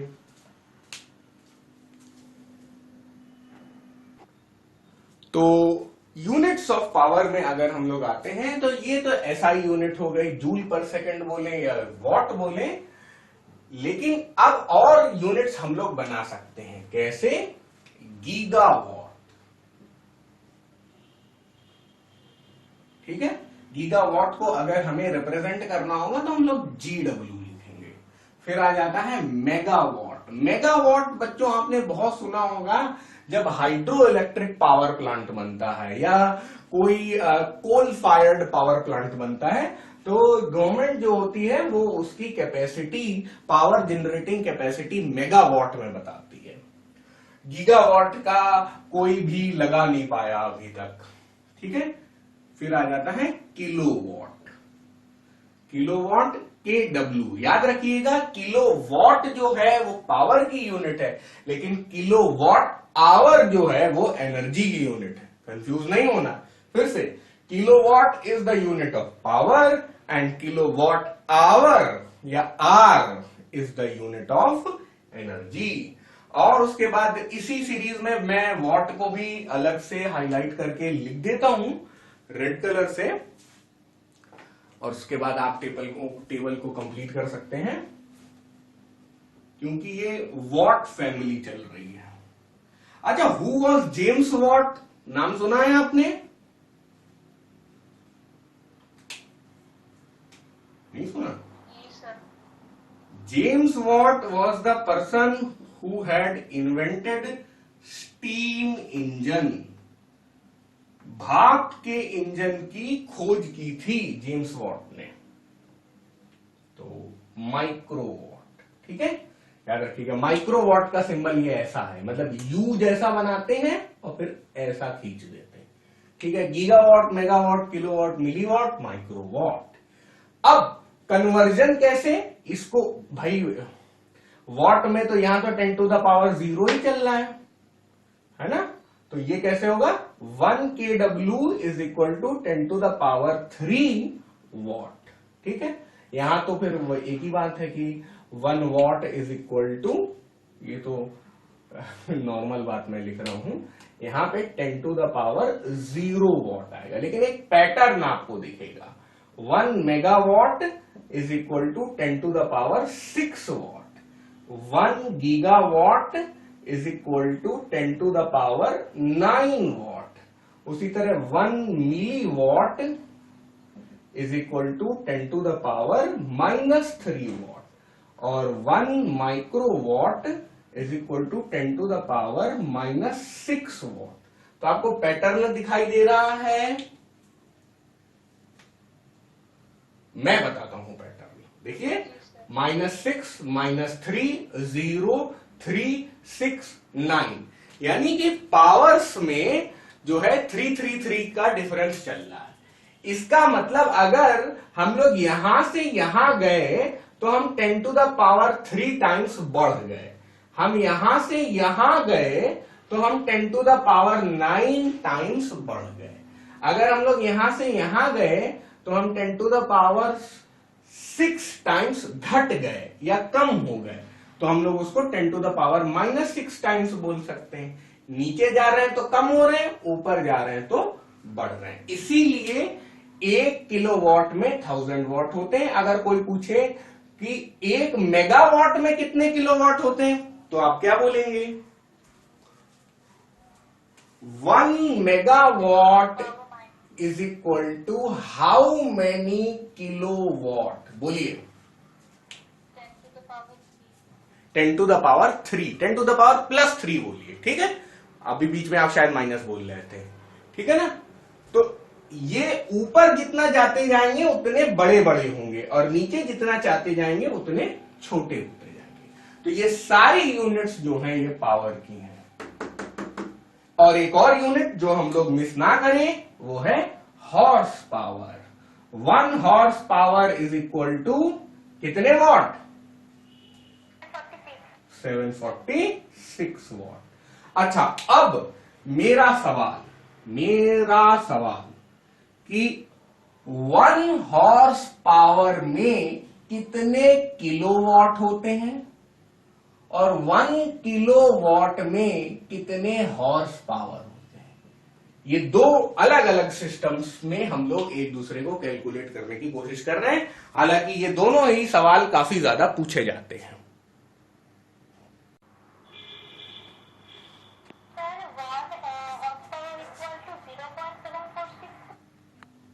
1 horse power is equal to 0.746 kilowatt. I think ये आपने सही बताया है। चलिए, लेकिन मैं आपको एक फिक्स तरीका बताता हूं जहां पे क्वेश्चन मार्क लिखा हो आप x लिख लीजिए, और जो भी आपको पता है वो आप लिखते चले जाइए, ज्यादा दिमाग नहीं लगाना। 1 हॉर्स पावर 746 वॉट, x छोड़ दीजिए आप, 1 किलो वॉट कितना होता है, 1000 वॉट होता है भाई, 10 टू द पावर 3 वॉट होता है। दोनों को सेम यूनिट में लाइए तभी आप कुछ कर सकते हैं। अब ये क्या हो जाएगा, 746W divided by 1000W, x आ गया, x कितना आ गया 0.746। बस यहां वॉट मत लिखना है ना, यहां कुछ मत लिखना, क्योंकि x केवल एक मल्टीप्लाइंग फैक्टर है। अब इस x को वापस यहां पे रख दो, therefore 1 horse power is equal to 0.746 kilowatt. इस तरह से आप अपना आंसर सबमिट कर दोगे। बोर्ड एग्जाम में ऐसे करके ले आओगे, कोई आपके मार्क्स नहीं काटेगा और कभी गलती भी नहीं होगी। ये ऐसा लग रहा है कि बहुत ज्यादा लिखा हुआ है, लेकिन आप खुद ही सोचो, ये तो क्वेश्चन में दिया हुआ है ना, आप केवल इतना ही तो लिख रहे हो, 3 ही स्टेप तो कर रहे हो, आपका आंसर आ जा रहा है। उसी तरह यहां पे देखिए 1 kilowatt is equal to x horse power, कोई चिंता नहीं करना, 1000 watt is equal to x into 746 watt. अब x is equal to 1000 divided by 746। अब ये आप लोग मेरे लिए कैलकुलेट करोगे, बताओ कितना हुआ। ये आ जाता है बच्चों 1.340। थोड़ा डॉट को मैग्नीफाई कर दूं, तो फिर आप नीचे सबमिट करोगे, therefore 1 kilowatt is equal to 1.340 horse power. बस अब ये मेथड x मान के करने वाला जो है, इसमें बस यहां पे भी देखिए आपने 3 ही स्टेप किए और यहां पे भी आपने 3 ही स्टेप किए, तो आपको कंफ्यूजन नहीं होगा कि भाई डिवाइड करें, मल्टीप्लाई करें, क्या करें। The equation will take care of everything itself. Okay, तो फोर्स की एसआई यूनिट होती है न्यूटन, लेकिन फोर्स की जो सीजीएस यूनिट होती है वो होती है डाइन। तो 1 newton is equal to 10 to the power 5 dyne, यानी डाइन। और वर्क की यूनिट होती है joule. 1 joule is equal to 10 to the power 7 erg. ठीक है, वर्क की सीजीएस यूनिट होती है अर्ग और पावर की यूनिट होती है वॉट। तो 1 वॉट अब क्या होगा, इसी तरह से है ना, हम लोग क्या कर रहे हैं, इस तरफ एसआई यूनिट लिख रहे हैं और इस तरफ सीजीएस यूनिट लिख रहे हैं। अपनी एसआई यूनिट में कितनी सीजीएस यूनिट आती है इस क्वांटिटी की, वो हम करने की कोशिश कर रहे हैं, है ना। तो अब देखो 1 वॉट इज इक्वल टू, हम लोग चलो वही लिख लें जो हमें आता है, 1 जूल डिवाइडेड बाय 1 सेकेंड। याद रखिएगा, power is equal to work upon time. तो 1 जूल कितना होता है, 10 टू द पावर 7 अर्ग डिवाइडेड बाई 1 सेकेंड। तो बस हम लोग इसको ऐसे ही लिख देते हैं, 10 to the power 7 erg per second. जैसे यहां पे एक स्पेशल साइंटिस्ट का नाम वॉट रख दिया है, यहां पे कोई स्पेशल नाम नहीं है। So what is the CGS unit of power? The CGS unit of power is erg per second. 1 watt is equal to 10 to the power 7 erg per second. Power का डिफरेंस आपकी बुक में ऐसे ही लगभग table बनी हुई है। तो work क्या होता है, फोर्स इनटू डिस्प्लेसमेंट, और डिस्प्लेसमेंट हमें देखना होता है कि वो फोर्स की डायरेक्शन में हो। रेट ऑफ डूइंग वर्क, ये हो गया आपका पावर, ये भी डेफिनेशन हम लोग पढ़ चुके हैं।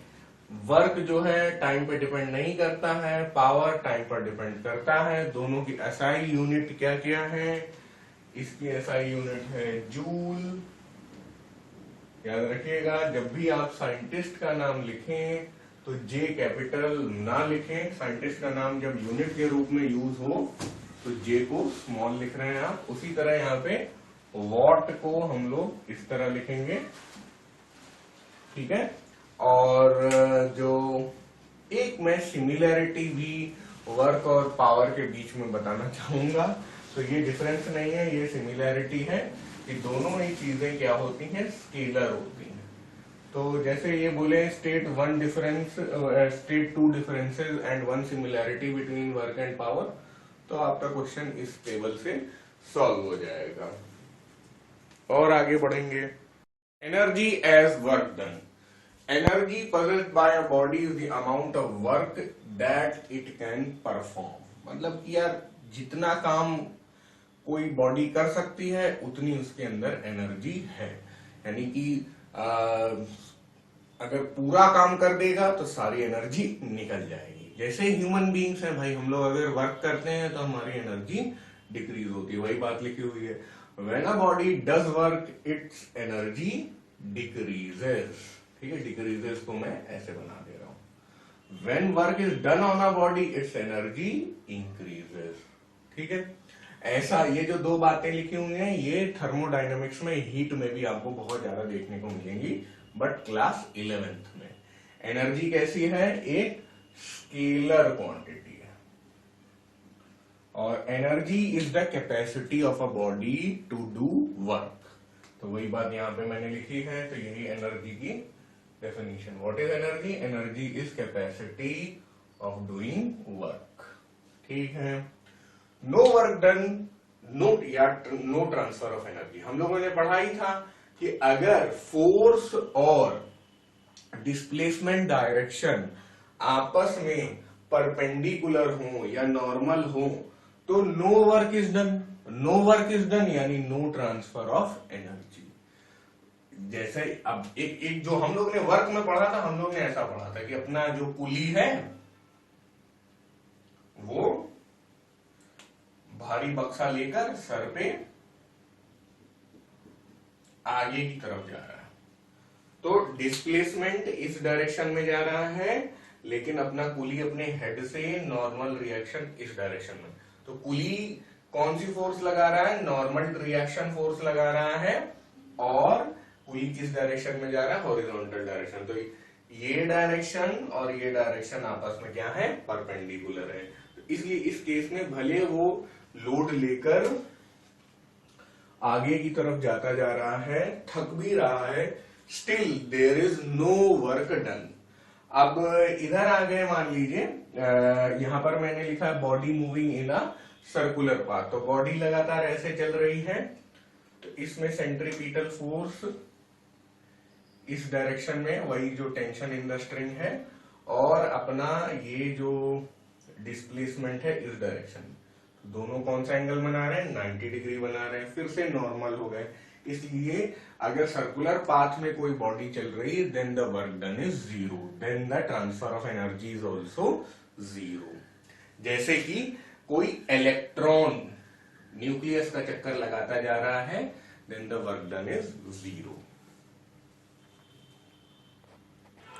Units of energy, it is the same as the unit of work. जैसे वर्क की एसआई यूनिट होती है जूल, वैसे ही इसकी भी एसआई यूनिट होती है एनर्जी की जूल, और सीजीएस यूनिट होती है अर्ग, ठीक है ना, joule. 1 joule is equal to 10 to the power 7 erg. याद है ना, बिल्कुल सेम फंडा, ठीक है।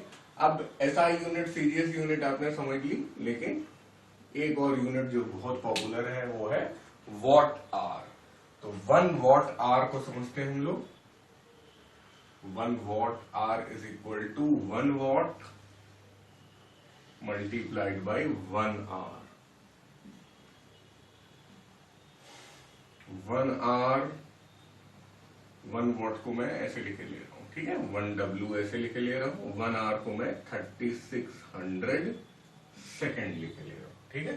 1 watt hour is equal to 1 watt multiplied by 3600 second. तो इसको 3600 वॉट सेकेंड लिख दो, वॉट सेकेंड क्या होता है, जूल होता है। बस, तो चाहे ऐसे लिख दो और चाहे 3.6 इंटू 10⁻³ लिख दो, ठीक है,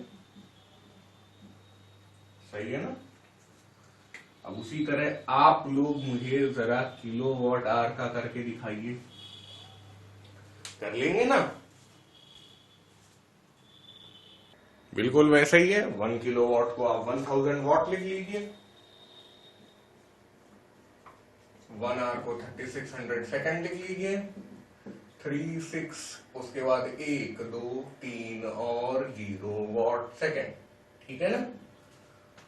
अब आप इसको वॉट सेकंड को आप जूल कर लेंगे, इधर से ही थोड़ा काम कर लेते हैं, देख लीजिए। इसके बाद 0.0 कर सकते हैं हम लोग, 1 2 3 4 5 6 डिजिट कुदाया इसको, तो इसी को हम लोग बोल देते हैं 3.6 इंटू 10⁻⁶ जूल, ठीक है। अच्छा, कुछ लोग इसको 3.6 किलो जूल भी लिख लेते हैं, आपकी बुक ऐसा कर रही है, कोई फर्क नहीं पड़ता, ठीक है।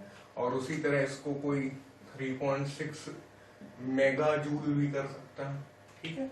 लेकिन एग्जाम में आपको जो डेरिवेशन आएगा वो ये आएगा, convert kilowatt hour into joule, तो उसको आप लोग इस तरह कर लेंगे। अब देखो, वॉट और किलोवाट किसकी यूनिट होती है, पावर की, ठीक है। और वॉट आवर और किलोवाट आवर किसकी यूनिट होती है, एनर्जी की। देखो याद करो, हम लोगों ने क्या सीखा था, एक जगह बना लेते हैं, power is equal to work upon time या एनर्जी अपॉन टाइम, ठीक है। तो एनर्जी क्या हो जाएगी, power multiplied by time, E is equal to PT लिख सकते हैं ना, energy is equal to power multiplied by time. तो पावर में W में टाइम यानी R मल्टीप्लाई कर दिया, इसीलिए watt second, watt hour, kilowatt hour, watt minute, ये सब एनर्जी की यूनिट होती है। आप even what day, what year ऐसे भी कर सकते हैं, ठीक है। तो सारी चीजें आपको समझ में आ ही गई। अब और भी कुछ यूनिट्स हैं जो कम सुनी हुई हैं, उन्हें भी कर लें। हीट एनर्जी की एक यूनिट होती है कैलोरी। वैसे तो टेक्निकली किसी भी एनर्जी को आप कैलोरी में मेजर कर सकते हैं, बट हीट एनर्जी के लिए पॉपुलर हो गया, क्योंकि कैलोरी की डेफिनेशन ये बनी कि भाई आप एक बर्तन लीजिए, उसमें पानी लीजिए, पानी कितना लीजिए, 1 ग्राम पानी लीजिए, 1 ग्राम वाटर ले लीजिए, और जो उसमें टेम्परेचर होना चाहिए इनिशियली वो 14.5 डिग्री सेंटीग्रेड होना चाहिए। अब उसे आप गर्म करिए, आग लगा दीजिए नीचे, और उसका फाइनल टेम्परेचर कर दीजिए 15.5 डिग्री सेंटीग्रेड, और इवेपोरेट नहीं होगा वो तब भी 1 ग्राम ही रहेगा, याद रखिएगा, ठीक है।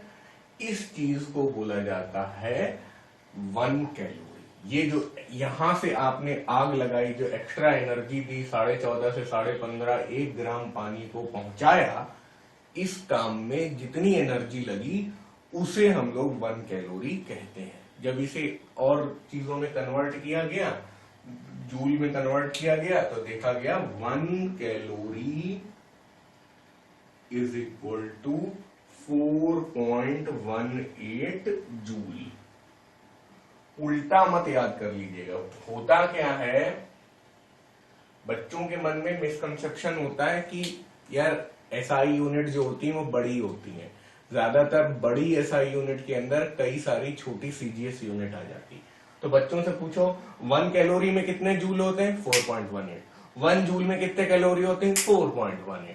नहीं, ये सही है, लेकिन ये बोलना कि 1 joule is equal to 4.18 calorie, वो गलत हो जाएगा। आप कैसे याद कर सकते हैं इसको, कैलोरी बड़ी होती है, कैलोरी बड़ी होती है, ठीक है, ऐसे याद कर सकते हैं, तो उससे आपको कंफ्यूजन नहीं होगा। तो आप अगर उल्टा करते हैं तो चलो मान लो 1 जूल की बात करते हैं, 1 जूल इज इक्वल टू 4.18 नीचे आ जाएगा, 4.18 कैलोरी, ऐसे कर सकते हैं।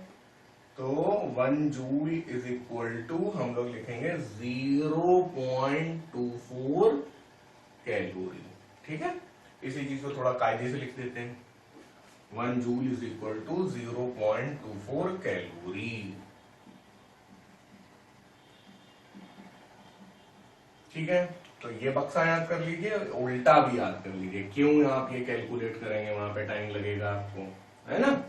अच्छा, अब एक और बात किलो कैलोरी की। 1 kilo calorie is equal to 1000 calorie, ऐसे ही तो होगा। अब 1000 कैलोरी, 1 कैलोरी में कितने 4.18 जूल, तो इसमें कितने हो जाएंगे 4180 जूल। ठीक है, ऐसे भी याद करें, ये बहुत इंपॉर्टेंट पॉइंट है, कैलोरी बड़ी होती है।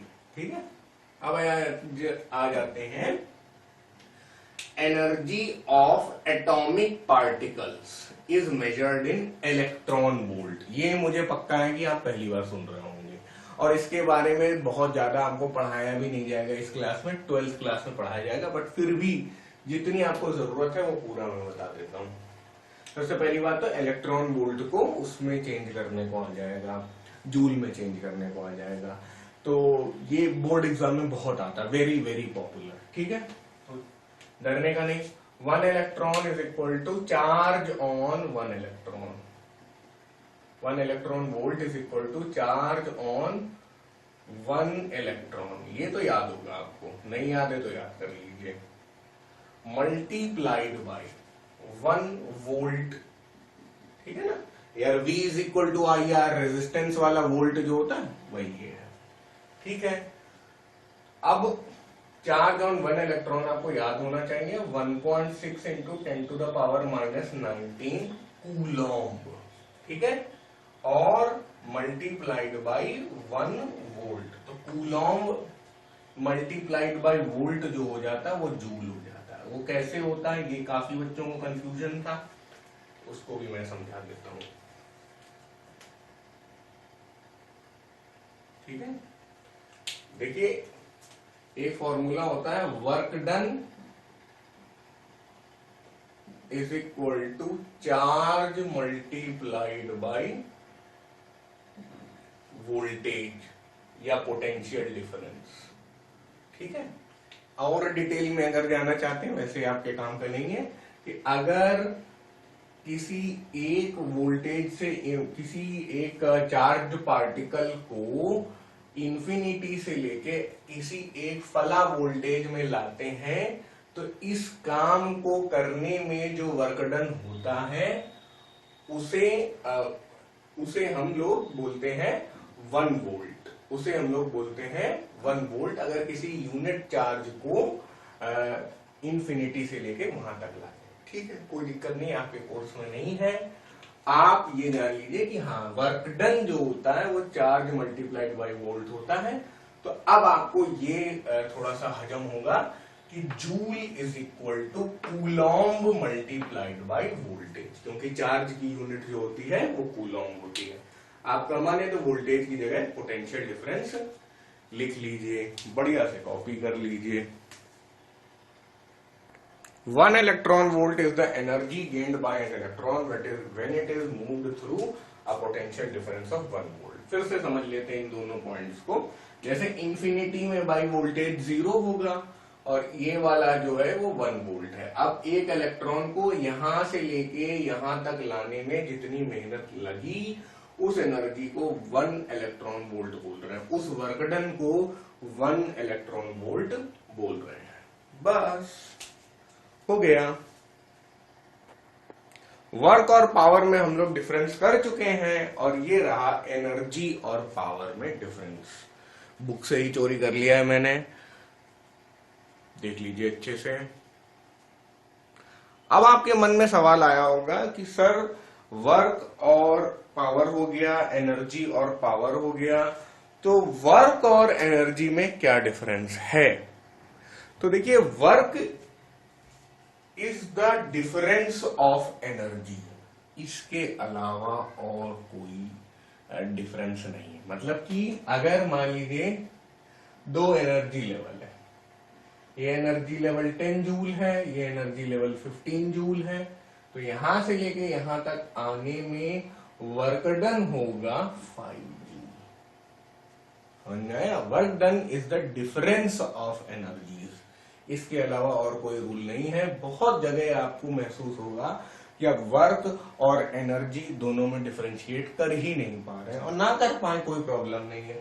ज्यादातर सवालों में क्या हो जाता है कि ये 10 जूल की जगह क्या हो जाएगा, 0 जूल ही हो जाएगा, तो डिफरेंस भी 15 जूल हो जाएगा। तो वर्क और एनर्जी में डिफरेंस रह ही नहीं जाएगा, यही डिफरेंस है। बाकी यूनिट वगैरह सेम है, दोनों स्केलर हैं, सब कुछ वैसा ही है। Pump is used to lift 500 kg of water from a depth of 80 meter in 10 seconds। तो डायग्रामेटिकली समझते हैं।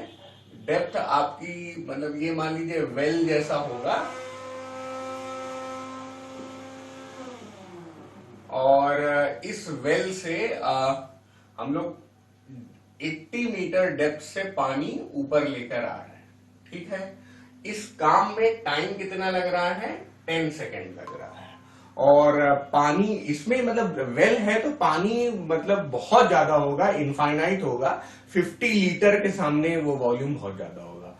तो इसलिए हमें ये नहीं सोचना है कि जब हम पानी यहां से खींचेंगे तो इसका डेप्थ कम, वाटर लेवल कम ज्यादा होगा, ये सब पे हमें नहीं जाना। आप चाहे तो यहां से मतलब आप चलिए इसको ही 80 मीटर ले सकते हैं, तो फिर डेप्थ को ही मैं वेल को ही और गहरा कर देता हूं तो ज्यादा सही आपको लगेगा, ठीक है। पानी यहां तक भरा हुआ है और जो पानी के इस लेवल है यहां से अपनी मोटर उठा रही होगी। वैसे ज्यादातर मोटर्स जो हैं वो आजकल सबमर्ज रहती हैं, उन्हें सबमर्सिबल बोलते हैं, ठीक है। So this is the water level and this is air above the well. और टोटल पानी जो उठाया जा रहा है वो है 500 kg, राइट। तो 5 इसी को आप वाटर मास मान लीजिए, ये है 500 kg। ओके, सबसे पहला work done by the pump. तो वर्क डन के लिए क्या करेंगे, force multiplied by distance. Distance तो क्लियरली दिख रही है 80 मीटर, फोर्स नहीं दिख रहा है, तो फोर्स में हम लोग mg डाल देंगे, है ना।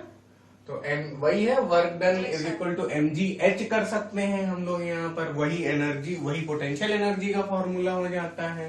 तो वर्क डन m की जगह हम लोगों ने लिखा 500, g की जगह 10 लेना है या 9.8, आई थिंक 10 लेना है जिस तरह से आंसर आ रहा है, और 10 दिया भी हुआ है वहां पे। तो ये हो गया 80। तो अब आप कर सकते हैं 5 into 8 40, फिर उसके बाद एक मतलब 2 1 3 1 4 और 0, तो 40 into 10 to the power 4। इसी की को आपकी बुक लिख रही है 4 into 10 to the power 5 joule. तो ये तो हो गया हम लोगों का फर्स्ट पार्ट। फर्स्ट पार्ट को सॉल्व करने के बाद इसे लाल बक्से में कैद कर देते हैं। उसके बाद सेकेंड पार्ट में आते हैं।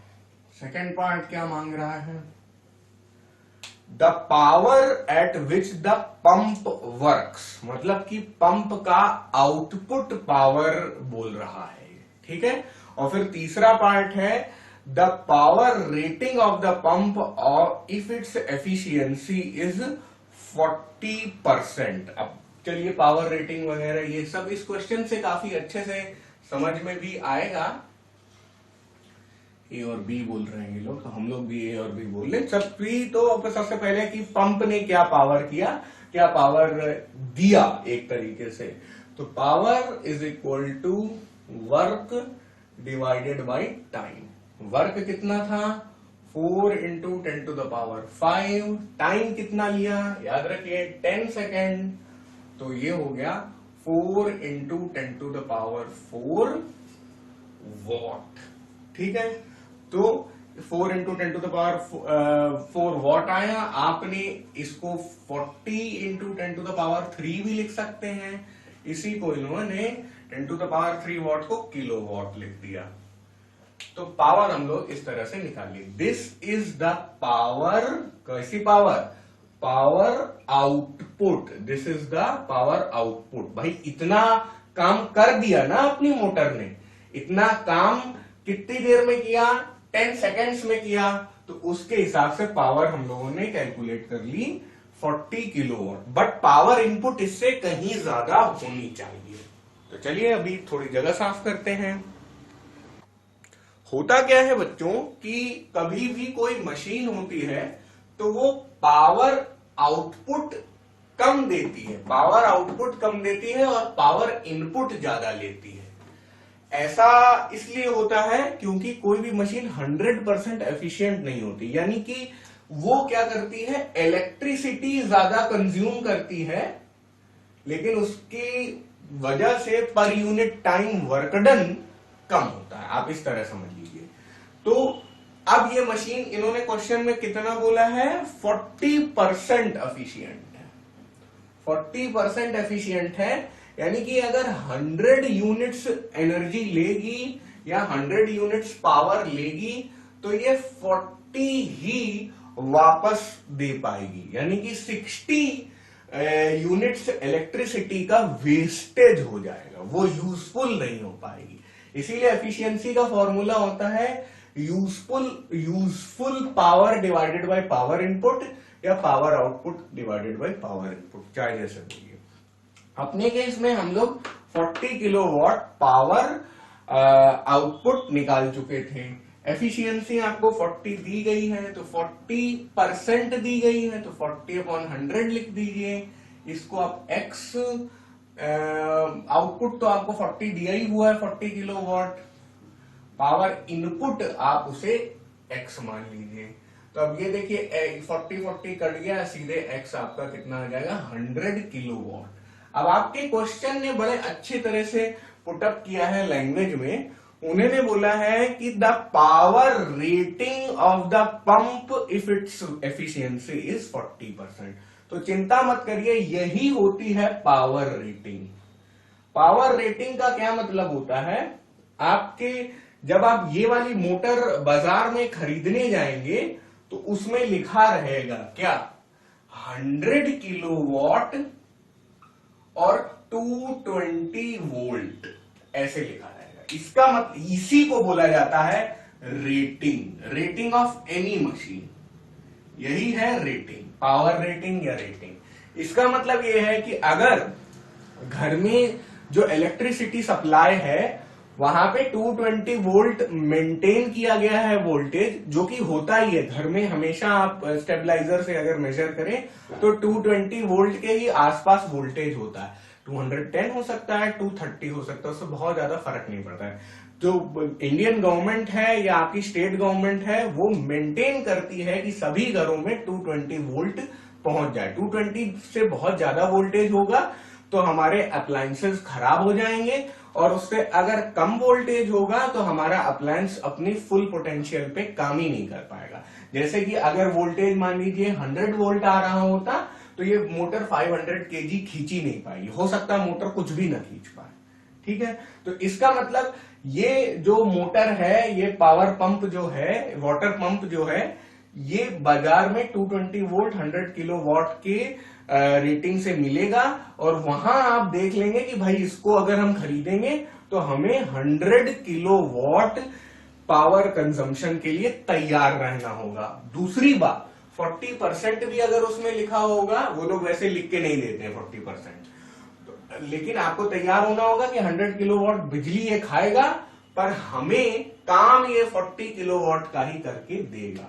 इसीलिए वो लोग 5 स्टार रेटिंग, 4 स्टार रेटिंग और 3 स्टार रेटिंग भी अपने अप्लायंसेस में देते हैं। तो हमेशा 5 स्टार रेटिंग का लेना चाहिए, क्योंकि 5 स्टार रेटिंग जो होते हैं वो 80% या 70% एफिशिएंट होते हैं। ये बिल्कुल मत समझिएगा कि 5 स्टार रेटिंग वाला 100% एफिशिएंट होगा।